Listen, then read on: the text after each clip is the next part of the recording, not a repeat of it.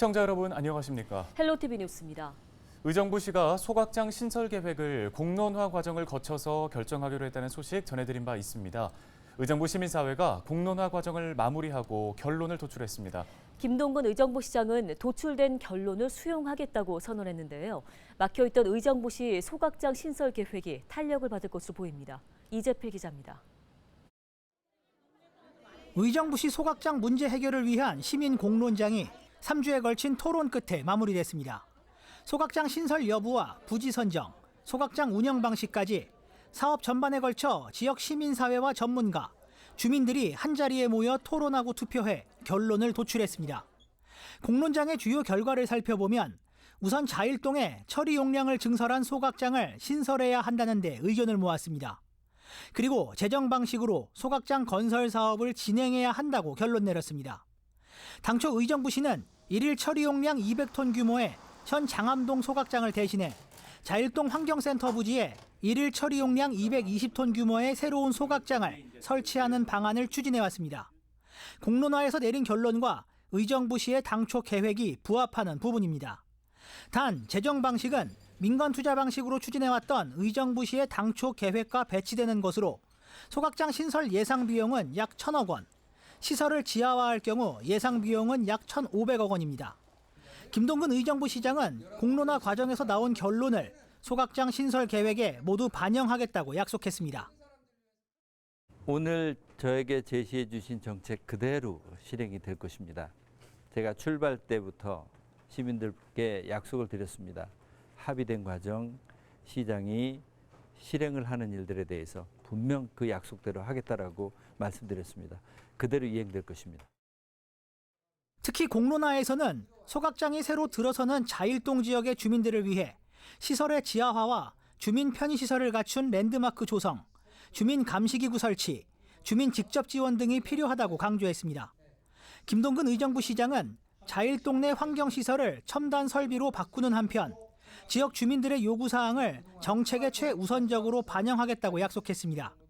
특히 한 발 더 나아가 자일동 일대를 생태도시로 조성하겠다고 강조했습니다.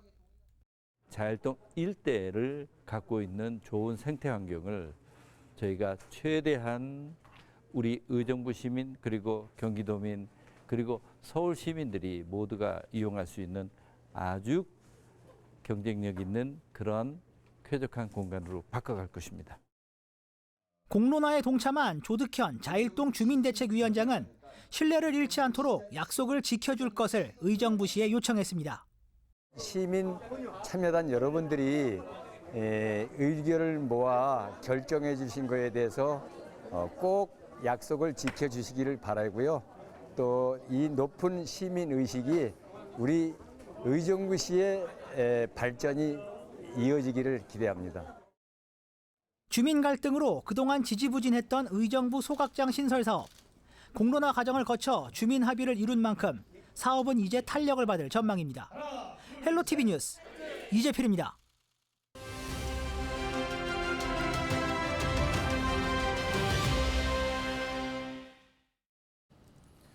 다음 소식입니다. 포천시가 육군단과 15항공단 자리에 드론 작전 사령부가 들어온다는 소식에 반대 입장을 내보였죠. 그런데 최근에 갑자기 찬성한다, 환영한다라는 소식을 전했는데요. 네, 드론 작전 사령부가 실제 드론을 운영하지 않고 국방 R&D 사업 유치를 할 수 있도록 지원하겠다는 내용을 공문으로 보낸 건데 시가 이에 대해서 찬성을 한다며 바로 입장을 바꾼 겁니다. 보다 자세한 내용을 배경의 포천시장 만나서 들어보겠습니다.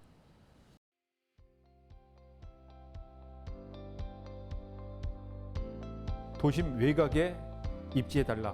포천에 오는 것은 환영한다. 그렇게 반대를 했었는데 국방부에서 합참해서 우리 포천시를 찾아와서 정확히 확인을 해주었고 드론 작전 사령부가 창설이 되더라도 드론이 직접 뜨고 내리는 운영은 안 한다. 그런 걸 확인해 줬습니다. 그래서 저는 고드로 다 설명을 들었습니다만 정확하게 공문서로 그런 내용을 우리 포천시에 통보해달라. 이렇게 제가 요청을 했고 합참에서는 그걸 가지고 아마 국방부랑 협의를 한 것 같아요. 그 결과 우리 포천시에 정확하게 5가지의 내용을 담은 공문서를 보내왔습니다. 그 공문서를 보고 저는 안심을 했죠. 드론 작전 사령부가 창단이 되더라도 드론을 거기서 직접 운영하는 건 아니고 또 주변에 15항공단이나 또 육군단 그 자리에 예하 부대가 들어와서 드론을 운영하는 건 아니라는 것을 정확히 공문서로 보내줬고, 또 특히 국방기본계획에서 지금 계획하고 있는 국방 R&D 그 사업을 포천시에서 우리 육군단 자리에 유치할 수 있도록 적극적으로 협조해 주겠다는 내용을 보내왔기 때문에 저는 그런데 반대할 이유가 없죠.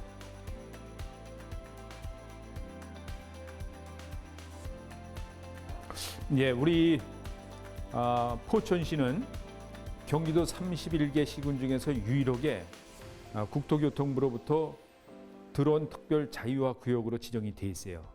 그리고 또 우리 관내에 있는 영북고등학교에는 드론 학과가 설치돼서 운영을 하고 있고요.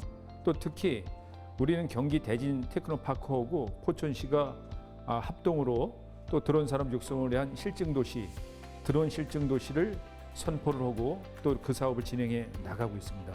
이러한 곳에 드론 작전 사령부가 들어와 준다면은 얼마나 큰 명분이 되겠습니까? 우리 포천에 드론 클러스터를 조성하는 부분에 큰 명분이 되고 그것을 국가에서 지원할 수 있는 그런 계기가 된다는 판단인 거죠. 그래서 저는 적극적으로 더 환영하고 드론 작전 사령부를 명분으로 더 우리 드론 클러스터를 조성하는 데 박차를 가할 수 있다는 판단인 겁니다.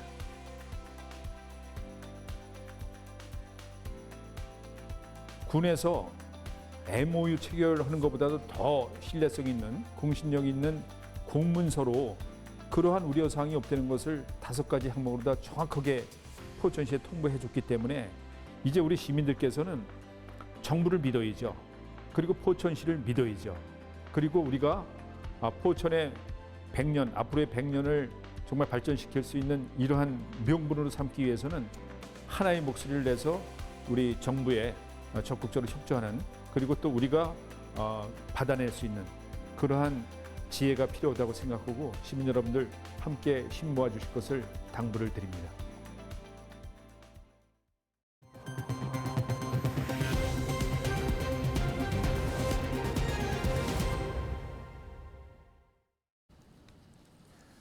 지난 17일 포천시의회 국민의힘 소속 안혜경, 조진숙 의원이 드론 작전 사령부 포천 주둔 반대 활동을 더 이상 하지 않겠다고 밝혔습니다. 두 의원은 드론 작전 사령부 주둔 반대 및 육군단 부지 반환 특별위원회에서 국민의힘 소속으로 역할을 해왔지만 이번에 반대 활동 보이콧을 결정한 이유는 포천시와 국방부 간 명문화된 협의로 당초 제기된 의혹이 해소됐다고 주장했습니다. 이들은 포천시장의 입장서에서 드론 작전 사령부는 순수한 행정부대이며 15항공단의 드론 작전 사령부 예하 부대를 주둔시키지 않는다는 점을 분명히 밝혔다고 설명했습니다. 또 국민의힘 소속 특위위원은 드론 작전 사령부 주둔 반대 활동에 대해서는 참여하지 않을 것임을 공식적으로 밝히며 당초 특위의 주요 활동 사항인 육군단 부지 반환 활동에만 전념할 것이라고 강조했습니다.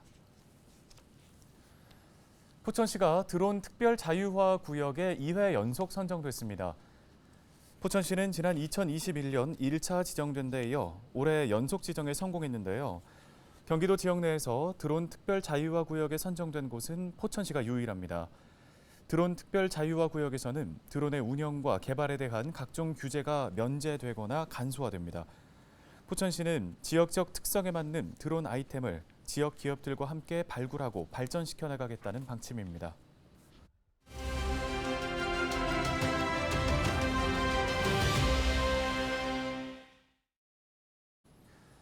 네, 비가 잦아들수록 산사태 발생 위험은 커지는 것으로 확인돼 우려가 제기됩니다. 어떤 징후에 주목해야 하고 또 어떻게 대비해야 하는지 도움 말씀 들어보겠습니다. 네, 우석대학교 소방방재학과 공하성 교수 전화 연결돼 있습니다. 안녕하십니까? 네, 우석대 소방방재학과 공화성입니다. 예, 교수님, 큰 비가 지나간 후에 오히려 산사태 발생 위험이 크다는 것이 지금 얘기가 나오는데요. 실제 왜 그런지 이유가 궁금합니다.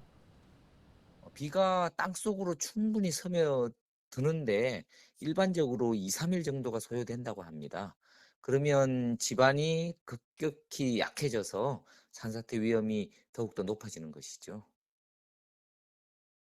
네, 큰 비가 지나갔다고 해서 마음 놓고 있어서는 안 될 것 같습니다. 산사태 발생 징후를 좀 잘 알아둬야 될 것 같은데요. 어떤 현상들에 주목해야 할까요?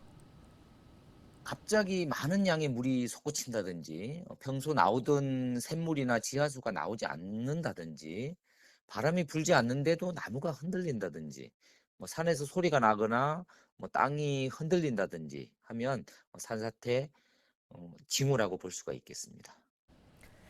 예, 말씀해주신 산사태 발생 징후만큼이라도 중요한 게 대비와 대피의 요령이 아닐까 싶습니다. 우리가 알아둬야 할 수칙들은 어떤 게 있을까요?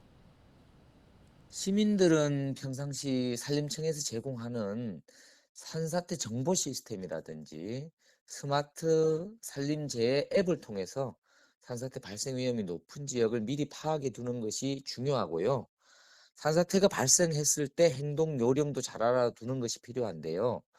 산사태는 위에서 아래로 발생되기 때문에 대피할 때는 그 수평 방향에서 가장 가까우면서 높은 곳으로 이동하는 것이 중요하겠습니다. 네, 알겠습니다. 오늘 도움 말씀은 여기까지 듣도록 하겠습니다. 우석대 소방방지학과 공하성 교수였습니다.